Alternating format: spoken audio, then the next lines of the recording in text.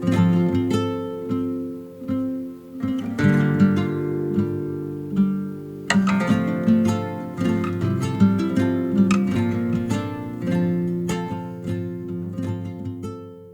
Gilroy has changed, it's changed a lot. It's not the quaint little town that it used to be, you know. Gilroy was more like a small rural farm community. With our orchards, we had so many orchards. It was interesting. It was kind of like Mayberry, USA. It was, you know, small town.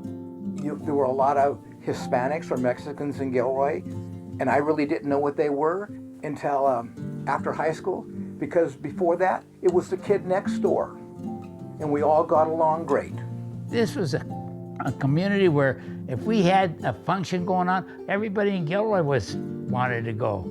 And they'd invite everybody from outside the community to come on. It wasn't uncommon for a lot of the guys that I grew up with and went to high school with that lived out in the country, you know, a lot of them were into hunting and stuff, and they'd, hey, come out to the high school parking lot, check out my new rifle, and go out there in the back of their pickup, they'd have their rifle, and one of the teachers was, you got a rifle out there? Go, yeah, okay, let me go see it. So it was just different. It was great to be a small town.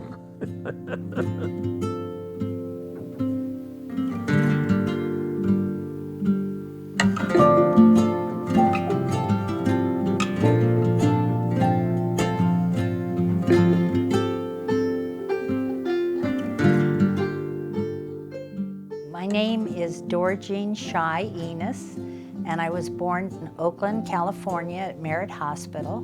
That was June 20th, 1939. My name is Robert Elia. I was born in Gilroy, California, October 30th, 1939. I've lived in Gilroy 81 years. My name is Bob Garcia. I was born in San Jose, California at the county hospital, July 14, 1941, which was yesterday. My name is Gary Michael Rocchi. I was born February 26, 1946, in Wheeler Hospital on 5th Street in Gilroy, California. My name is Tim Filice, and I was born on November 25th, 1946, right over here at Wheeler Hospital. My name is Barbara Lee Goodrich Dequin. I was born in Gilroy, California in 1948. I'm 73 years old. My name is Joe Kline, and I was born in Washington, D.C., July 8th, 1949.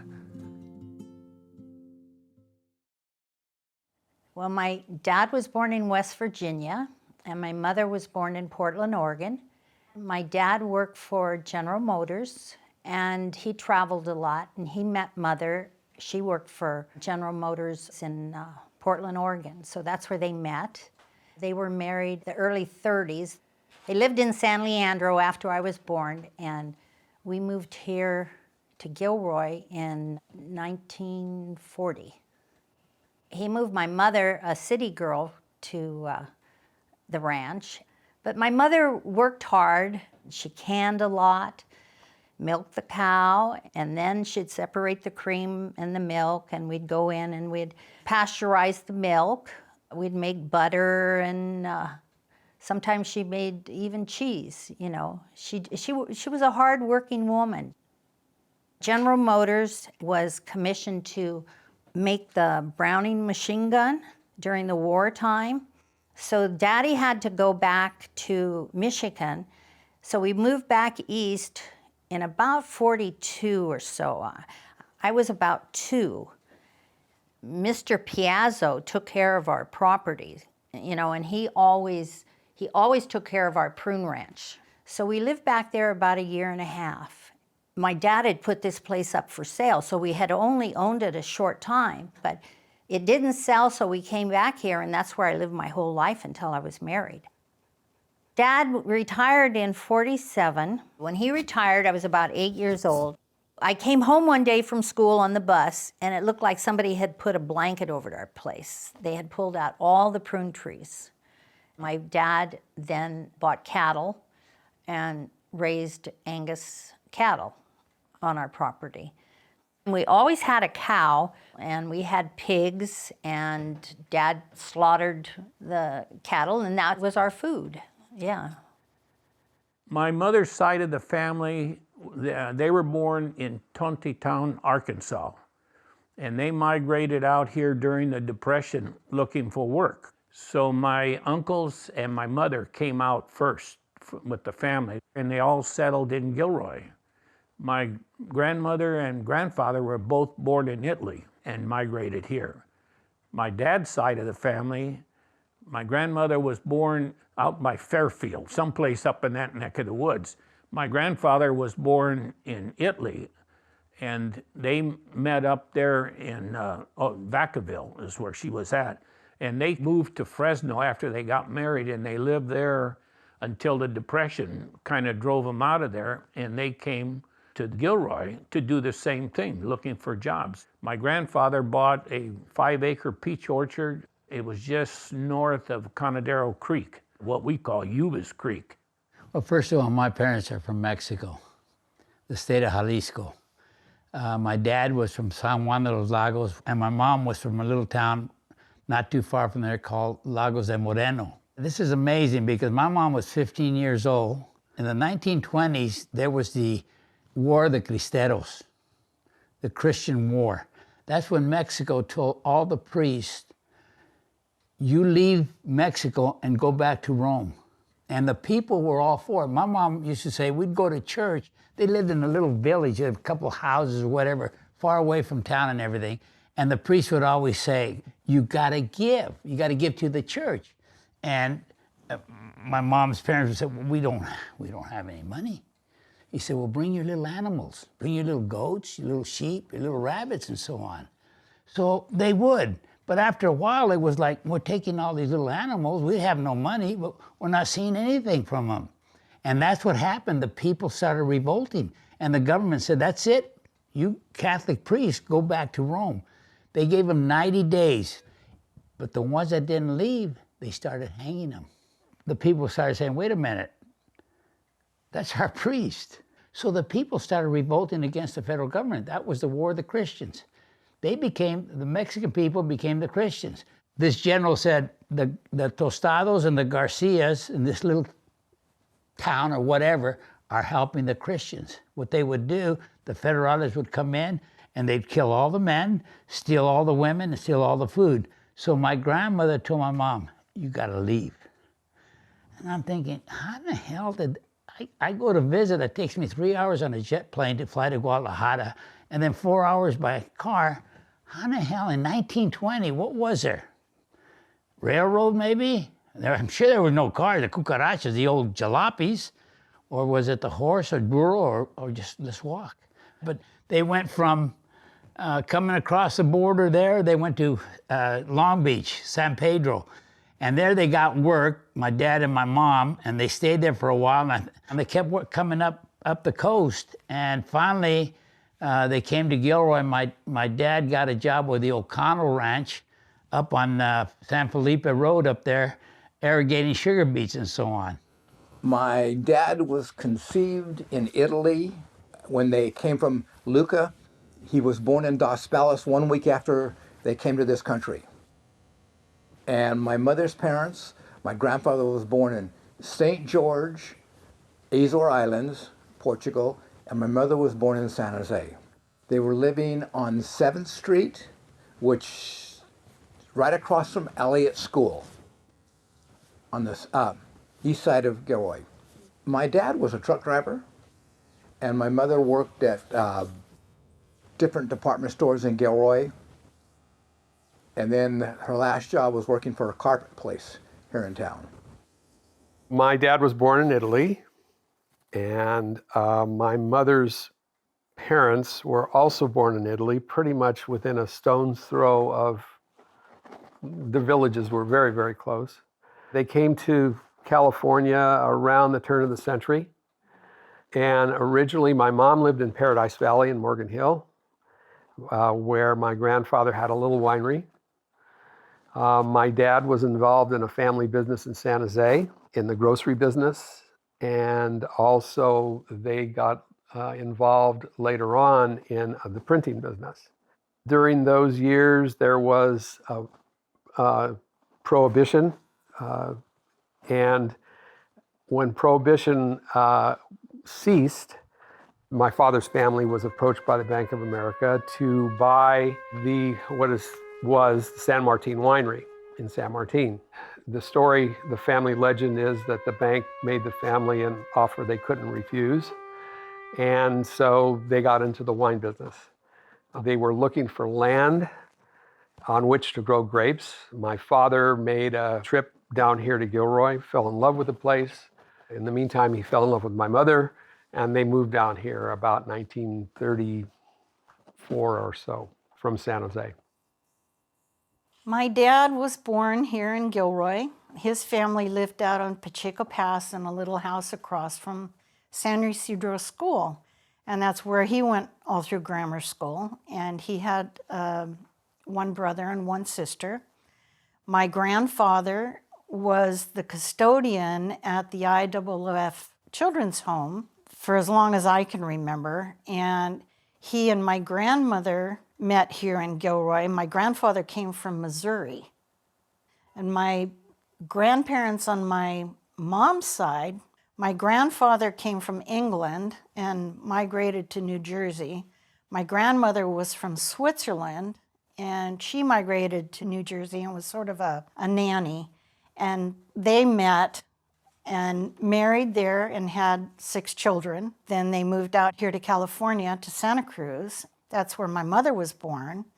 And my grandfather had a photography studio in Santa Cruz. My dad was born in Washington, D.C., as his father was. My mom was born in Idaho, and they met in 1942 or so when my dad was in the Army Air Corps before going overseas. He was at an air base in Idaho, and he met my mom there, who was going to college, and they were married in 1943 in Idaho on an Army base. In fact, one of our favorite pictures of them is on their wedding day, and they're both in an Army Jeep. I lived in Maryland, right outside of Washington, D.C., in the suburbs, until I was in the middle of the 6th grade. My dad was in the auto business, and we moved to California in late 1960. My mom's family was out on the West Coast in Sunnyvale. So the family decided to move to California. We lived in Sunnyvale for just a couple of months, and then we moved down to Gilroy. When we moved to California, one of the things we thought we would not like about Gilroy is that it didn't snow here. However, in the very first winter we were here, it snowed in the Santa Clara Valley, and the snow actually stayed on the ground for about 2 or 3 days. So we thought, hey, this is great, this isn't so bad. But then that was 50 some years ago, 60, and it really hasn't snowed that much since then. So that was our welcome to Gilroy. Back in those days, I think Gilroy had about 8,000 people, so it was much smaller. Gilroy was small. I don't remember how many stop signs we had in Gilroy. On the east side, it probably went as far as Chestnut Street, down to Leavesley Road on the north, and out Thomas Road down. And on the west side, it went out as far as Miller Avenue, 9th Street. North, it probably was Lyman Avenue. That was probably the majority of the town before it started to grow out.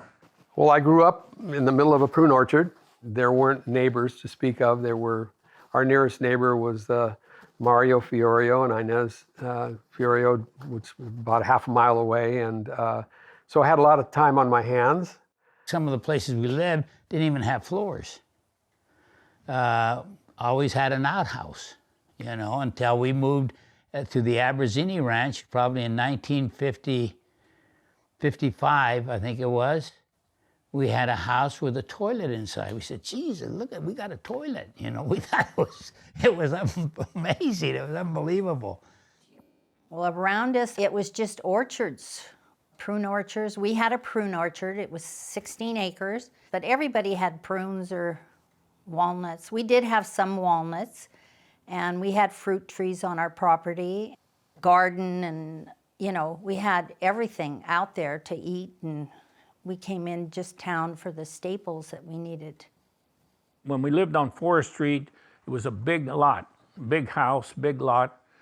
And they grew, my parents always grew vegetables, fruit, canned them for the winter time. Chickens, we raised a lot of chickens for meat and eggs. We had chickens. I'd have to go out to the chicken house and get the eggs, and that was always sort of scary for me because the roosters would chase us. So my chore was feeding the chickens, picking the eggs, getting the garden ready, hoeing weeds, cutting the lawn with a push mower. No electric motors or mowers in those days. Daddy, every once in a while, we'd have a killing of the chickens, and we always had to pick the chickens, which I didn't like. While my mother was working, we had to kind of keep the house clean, wash dishes and dry the dishes. My brother and I would cook for ourselves sometimes. Only things we liked. One of our experiences was we liked chocolate chip cookies, so we decided to make chocolate chip cookies one time. And you know how you put the stuff in a bowl and you get a spoon and you take it out with a spoon and put it on the little thing? Well, the cookie dough kept sticking to the spoon, so my brother and I just poured the whole thing out on a cookie sheet and made one huge cookie. And we loved to make spare ribs. That was, put them in the oven and bake them and things like that. I was driving tractor at 10 years old. And at one time, we used to cultivate the strawberries with a horse and a cultivator. And my oldest sister would have the reins around her neck, and she'd have the cultivator, and they'd go down the road. I mean, that's how far back it went. We didn't get paid for chores. Your chores, it was room and board and food and clothes. That was it. I would do odd jobs around the house or at the ranch. I can remember picking prunes for 8 cents a bucket. We had these families that would come up from the Imperial Valley to help us, and I would be right there with them. And then I got a big promotion to the winery and thought that, oh gee, this is the big time, and boy. But we had a vinegar plant, and it was horrible work because of the smell of the vinegar and so forth. My mom wouldn't even let me come in the house. I'd have to change in the front porch, and she'd throw my clothes immediately in the washing machine. So it was, once again, started at the bottom. Yeah. My grandfather bought a 5-acre peach orchard on the south side of town, and that was fun because it was summertime, was a place to go down there. He let me help him pick peaches, but he was very particular about how you picked those peaches. You had to grab them and twist them. You couldn't pull them off because everything was sold. The Monterey Highway was all kind of fruit stands along Monterey Highway, running right through the middle of town and right down by all of those orchards. Our next door neighbors, the Perales family, the father was I think a labor contractor for farm workers. This is back in the early 60s. So they sort of introduced us to farm work, not on the level that they had to do it, but pick tomatoes and walnuts and all that sort of thing. So we didn't have near the energy for that sort of thing as they did, but it was still an interesting experience. In the summertime, we used to go pick, there was a lot of black walnut trees in Gilroy, and there was a feed store across from the cannery that would buy a 50-pound bag or 25-pound sack of black walnuts, and they would pay us $1.50 or something like that. If we shelled them, took the husk off of them, they would pay us more. When you finished husking those things, you had black stained hands for months before you finally wore all that stuff off. But we always managed to find something to do to get a nickel to do something with. So we struggled growing up when, we didn't have, Mom, can we go to the show? Here's 25 cents. You know, we go to the show, never had cars, we didn't have television, we didn't have anything. People were walking around all the time. You don't see it as much now, but back then we got everywhere we were going basically as kids by walking or riding bicycles. Well, there wasn't as much concern on the part of parents in those days. You know, my mom would tell me to get out of the house, get on my bike, and I'll see you at 5 o'clock. And she didn't really worry about where I was going. There was no gavel in college, but there were country roads that went out that way, and I could ride out there, and I could ride all the way past Judge Thomas's house and back into town here. And you never gave it a second thought. You didn't worry. I mean, it was an event if a car went by on Thomas Road, and you'd wonder, gee, who's that? You know, it's. We lived on a street, on Eagleberry Street in Gilroy. There was just a few kids on my block, and we all played together and played hopscotch and cowboys and Indians and marbles and things like that. Our playground was the street, people's yards, backyards. We invented our own games. You had to imagine things. It wasn't like video games where it's all there for you. Baseball in the street. There wasn't a lot of traffic back in those days. All the neighbor kids got along really well. We played, you know, football, basketball, go down to the creek and have mud fights. You know, you pull the grass out of the thing and put a little, you know, make a little ball and throw it at each other. Things like that. Down the driveway was a long driveway, so we rode our bikes and skated, and we played cowboys and Indians and mud pies, and just good fun. We lived out on Hecker Pass. It was just amazing. There were all kinds of adventures we could do. We would hike and go play in the creek, and the first time I ever saw a tarantula in my life was right back by Bodfish Creek, and snakes and all that kind of stuff. Well, like every kid on a farm, I had a BB gun, and you know, I'd run around the orchards, and we used to. It was an easy bike ride to our main ranch, and there was a lot of equipment there and mischief to get into, and learned how to drive a tractor when I was probably around 8 years old, and driving trucks when I was 10, and so it was a fun time. As I got older, we bowled at the Gilroy bowling alley, where the Kongs owned it. We would go out to Oakdale Park when the Italians had their gatherings. I'd go out with friends, and they would dance and swing and swim, and that was always fun. Basically, we just rode our bikes or did our homework together or things like that. I went elementary school, Elliott School, which was about 4 blocks from me. I went there in the 1st and 2nd grade, and then my parents put me in St. Mary's School all the way through 8th grade, and I graduated from there in 1954. Most people probably don't remember the old school, but it was an old wooden 2-story convent and schools underneath the convent. That was like going back in the early days, really early days. We had old-time desks in there. Well, we were the first class that went all 8 years in the new school. Before that, there were old school buildings. I remember we went into one of the buildings, and somebody had to put up a black and white TV, and we watched the inauguration of Dwight D. Eisenhower on TV. So that's going back a few years. And nuns who didn't take nothing from anybody. 2/3 of the teaching staff were nuns, and they still wore the full habits. Not nuns mostly. Yeah, in fact, it might have been nuns all 8 years. I had some favorites, and I had some not so favorites. The difference between the more formal Catholic schools back east and out here was back east, they could, the teachers and the nuns could issue corporal punishment. And I've still got scars, all well-deserved, from getting smacked with yardsticks or pointers. And so they didn't do that out here.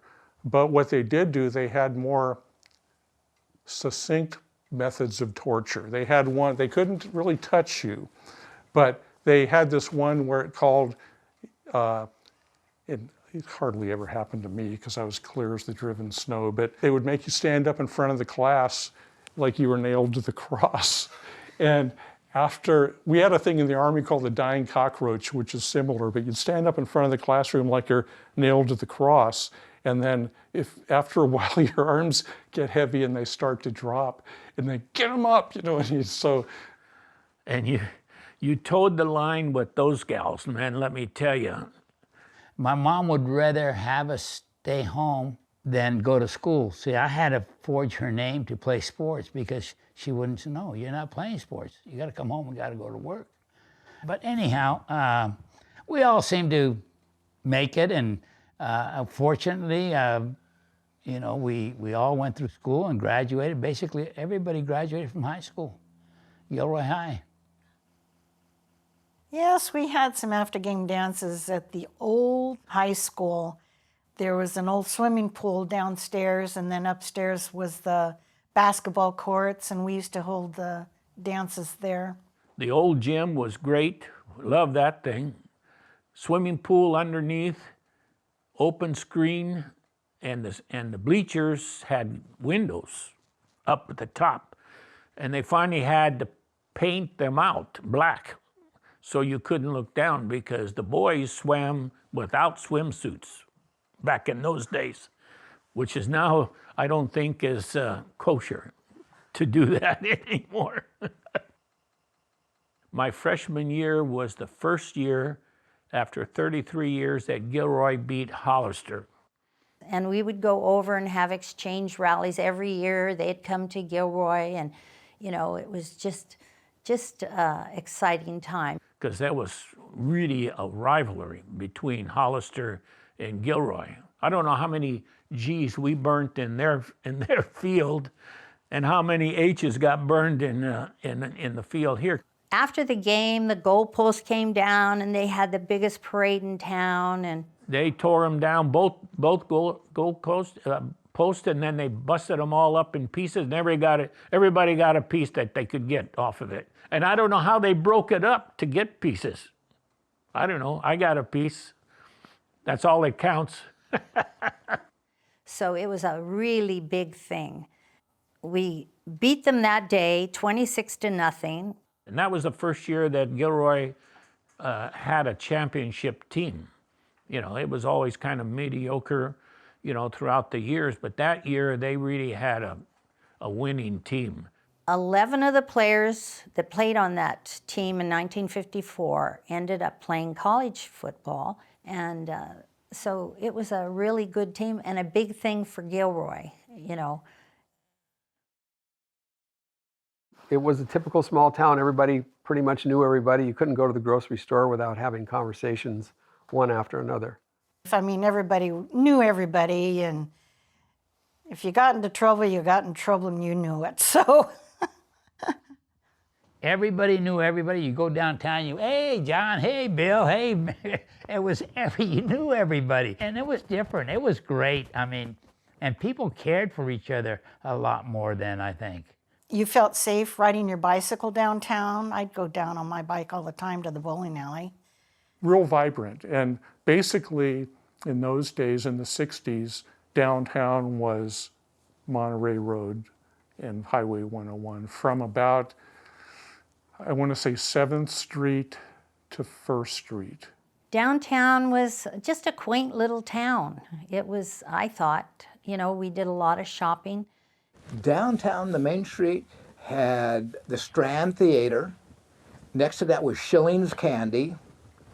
There was J.C. Penney's, Robert's Department Store. There was Wince's Pharmacy on the corner of 5th. They had great sandwiches. You had a few dress shops.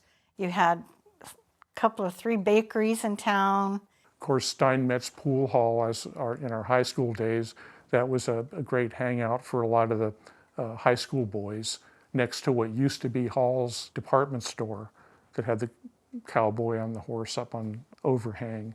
Every day at noontime, you could hear the cannery whistle, which is 1 block away from Main Street. And you can smell the garlic from Gilroy Foods in the summertime. Garlic and tomato sauce, because the cannery ran tomatoes. So it was like a big spaghetti bowl. So there was a lot of activity, a lot of traffic. You know, tourists came to town. I can remember whenever they had the Laguna Seca races over there, Monterey Street was a parking lot. They put signal lights in and it jammed up the traffic forever. Woolworths was downtown. That was a favorite store to go to. They had candy, and of course they had just like junk that we used to buy. Wince's drugstore had a little fountain in it. I met Dale Robertson there, and he was a TV star on Wells Fargo, and he had a horse ranch in Monterey, and he shopped at Dick Bruin's. Dick Bruin's started out as a men's clothing store in Gilroy, carried police uniforms and fire uniforms, and they opened a women's division, and I worked there for about 16 years, except for 2 years in the military.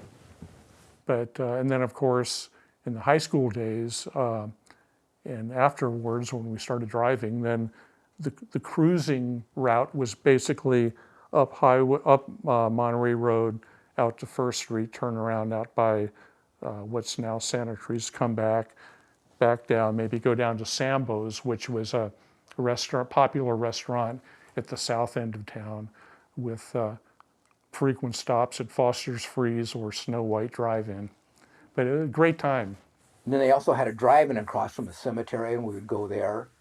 Yeah, well, that was the big time. If you were going to the drive-in, that was something special because it really was private. And I hung around with a bunch of guys locally, and sometimes we'd put a couple guys in the trunk and drive in and avoid pain. And then, sometimes you'd get caught. The trunk would open and 2 guys would get out, and then somebody would come running over. Oh, you got to pay. It was a lot of fun. Jack Peters was the owner.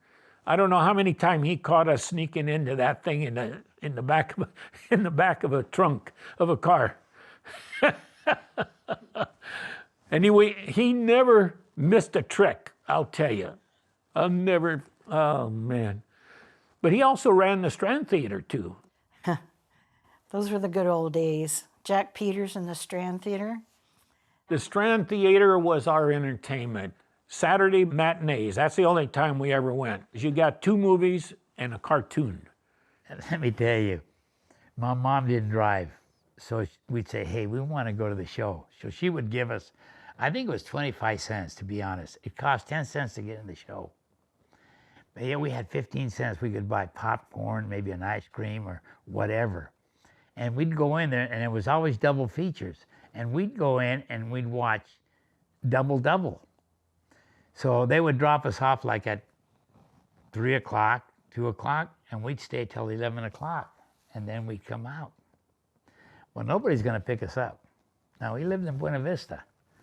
So we'd stand out in front of the theater. And there was Tony Fisher, Sterla, Dan Lemus. These were all police officers in Gilroy. And they would come down and shine the light on us. And we'd be standing there against the Strand. And finally, about the 3rd or 4th time, they go, hey, is somebody coming for you guys? We don't know. We don't think so.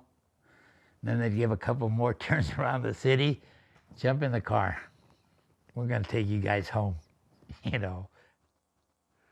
At that time, in the early days when we were going there, it was 20 cents to get in, and you had a nickel left over to buy what we called a big hunk. It was a big piece of taffy that you could chew on that thing for 2 hours and have some left over when you went home, A lot of cowboy pictures, Roy Rogers, Gene Autry. Tim Holt was my favorite. I remember we'd go there, and they'd always have the series. You'd go 1 week, and they'd have a clip that runs for, 10 minutes. And then you go back next week to see the next part of it. You know, one of the ones was Batman. So you'd see an episode now, and the next week you see another episode, and it'd go on and go on. And they had westerns like that too. Many, many happy memories of the Strand. You know, Dad would give me $1, and for that you could get in the door and get a candy bar and a Coke and come home with change. You know, it was amazing. And my parents never gave us any money. If we wanted to go to the movies, we had to either go out and hustle your own money, you know. And we used to get it by walking the railroad tracks and picking up bottles, recycled bottles, soda pop. Everything was in a glass bottle in those days. And so we would collect the bottle, and they paid us, I want to say 5 cents a bottle for the big bottles. And there was a little grocery store across from the cannery that Filice family, I think, ran that thing. And they would pay us recycle money to bring the bottles back. So we get a nickel, get enough bottles to get a quarter, and we went to the movies. And if we didn't get anything like that, well, you didn't go to the movies, that's it. Yeah, they had the loges, you know, they had these raised, you remember? They had this back area that was raised up, and it was another 10 cents or 25 cents to get in the loges. And that's where all the couples went, you know, the kids, and it was darker. Yeah, and I can remember Jack Peters, who was the owner, coming with a flashlight and flashing us couples, and we'd be, it was really cute. Very innocent in those days, very innocent. But we thought we were so daring. All the years I lived in Gilroy, I had never been up to the hot springs to see what it was like up there. I got a job up there in, I want to say in my sophomore year, working there in the summertime as a grounds maintenance. That was a beautiful place. A lot of trees, cabins, people. Most of the people went up there during the weekend. Some people came from San Francisco and would stay there during the week and use the hot tub. The hot springs, I did go there.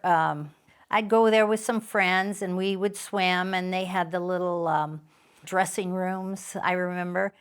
I went to the hot springs quite a bit. That was a lot of fun. It was really beautiful up there, all the oak trees and whatnot.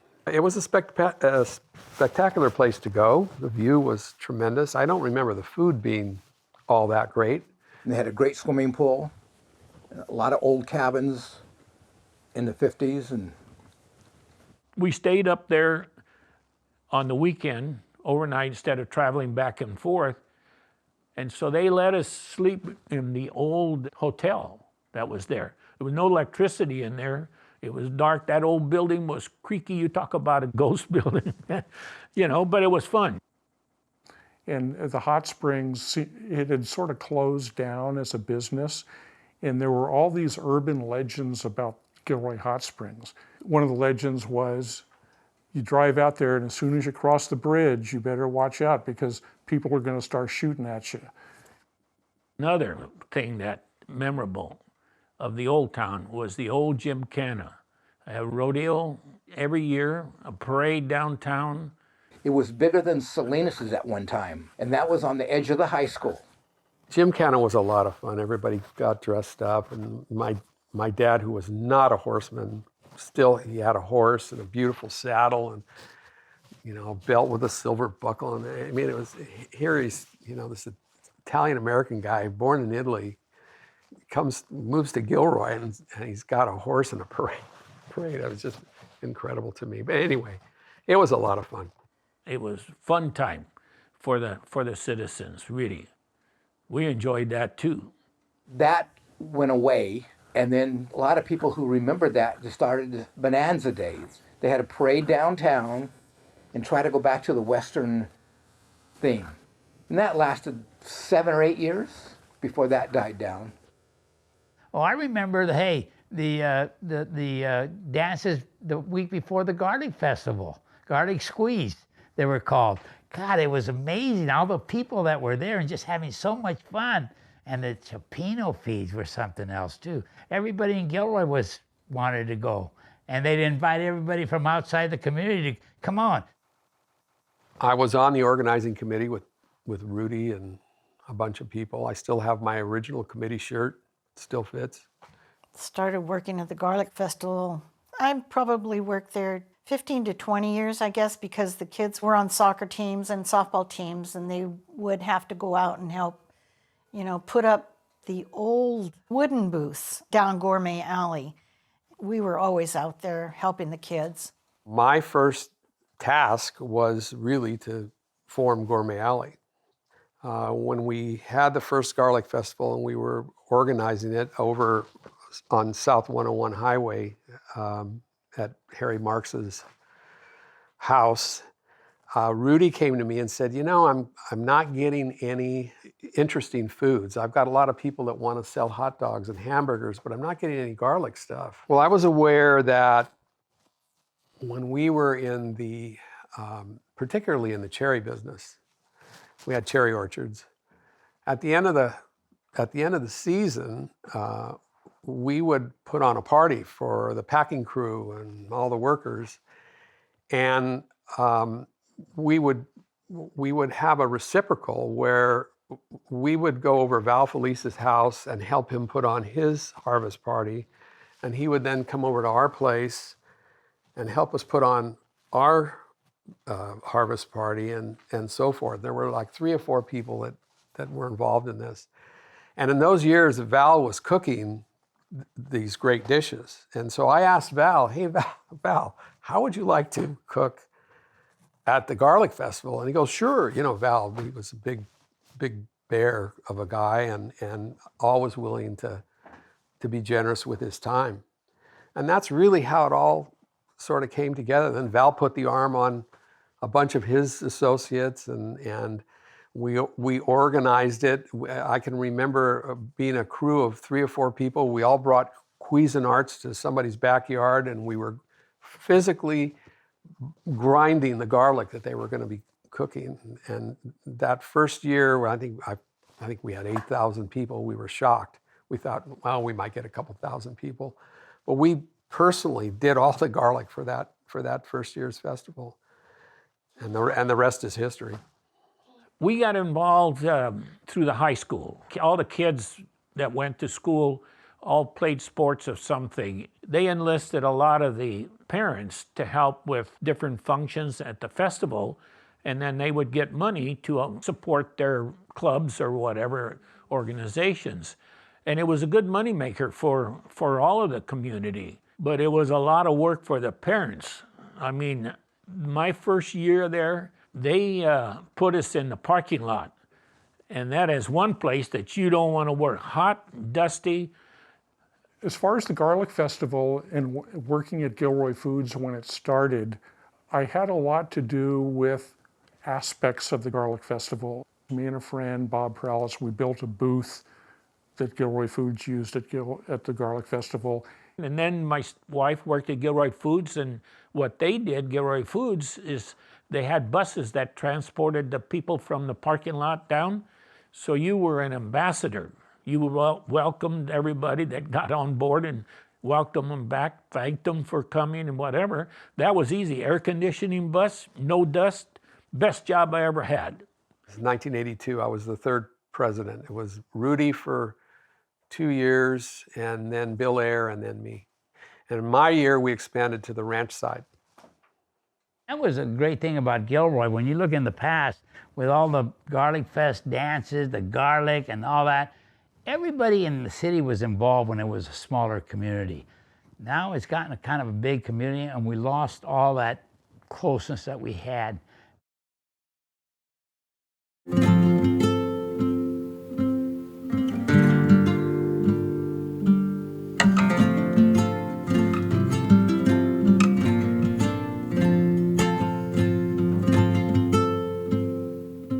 Kids today are so smart. I've got a grandson who is a freshman in high school, and he's taking college classes at UCLA this summer. He's beyond, I mean, what am I going to tell a kid like that? The only thing that I can try to give these kids is a sense of stability. To say, hey, I've been around, we have a long-lasting marriage here, your grandparents. Aspire to that. aspire to stability. I try to be a moderating influence on these kids. Moderation is my biggest mantra with them. It's tough times nowadays in our world, and I would hope that they would just be smart enough to be wise enough to make good choices. And you gotta kind of impress upon them that if you're gonna go out, I don't care what you do, you gotta look at it and say, if it's important to you, do it to the best of your ability and take some responsibility in trying to do the best job possible. Take care of what we have and be respectful. Common sense, you know, just common sense.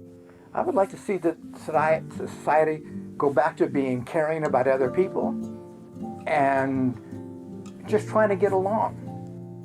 Take life as it comes. Don't be in a hurry. Chill out a little bit. Get rid of them cell phones.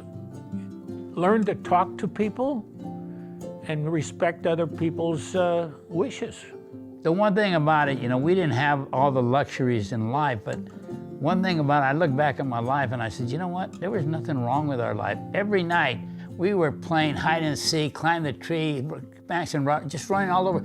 No cell phone, no sitting there doing whatever, no TV.